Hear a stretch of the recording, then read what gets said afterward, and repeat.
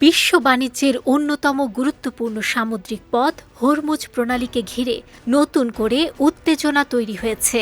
এবার ইরান স্পষ্ট জানিয়ে দিয়েছে, যুক্তরাষ্ট্র তাদের তথাকথিত আগ্রাসন থেকে সরে না এলে এই প্রণালী আর খুলবে না। আজ ইরানের উপপররাষ্ট্রমন্ত্রী সাঈদ খাতিবজাদে এক সাক্ষাৎকারে জানান, হরমুজ প্রণালী দিয়ে জাহাজ চলাচলের নিরাপত্তা নিশ্চিত করতে ইরান প্রস্তুত। তবে সেই পরিবেশ তৈরি করতে হলে আগে উত্তেজনা কমাতে হবে। তার ভাষায়, যুক্তরাষ্ট্রের সঙ্গে সংঘাত শুরুর আগ পর্যন্ত এই প্রণালী হাজার হাজার বছর ধরে উন্মুক্ত ছিল। তিনি ইঙ্গিত দেন, বর্তমান সংকটের মূল কারণ বাইরের সামরিক তৎপরতা।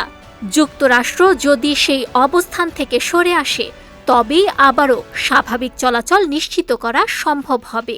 খাতিবজাদে বলেন, ইরান আন্তর্জাতিক আইন ও রীতিনীতি মেনে চলতে প্রতিশ্রুতিবদ্ধ। তবে একই সঙ্গে তিনি সতর্ক করে দেন, হরমুজ প্রণালী আন্তর্জাতিক জলসীমার অন্তর্ভুক্ত নয়। ফলে এখানে নিরাপদ নৌ চলাচল অনেকাংশেই নির্ভর করে ইরান ও ওমানের সদিচ্ছার উপর। নিরাপত্তা নিয়ে এক প্রশ্নের জবাবে তিনি বলেন, ইরান চায় এই প্রণালী শান্তিপূর্ণ থাকুক। কোনো জাহাজ থেকে ফি আদায় বা হুমকির প্রসঙ্গে সরাসরি কিছু না বললেও তিনি পরিষ্কার করেন, এটি একটি পারস্পরিক বিষয়।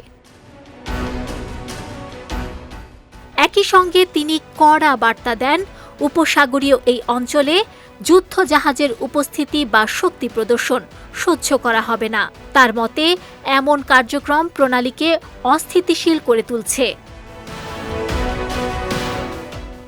সব মিলিয়ে হরমুজ প্রণালীকে ঘিরে এই টানাপোড়েন শুধু আঞ্চলিক রাজনীতিতেই নয়, বরং বৈশ্বিক জ্বালানি সরবরাহ ব্যবস্থার উপরও বড় ধরনের প্রভাব ফেলতে পারে এমন আশঙ্কা ক্রমেই জোরালো হচ্ছে।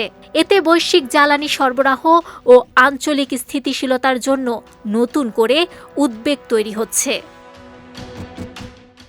নুসরাত আহমেদ, বিজয় টিভি, নিউজ ডেস্ক।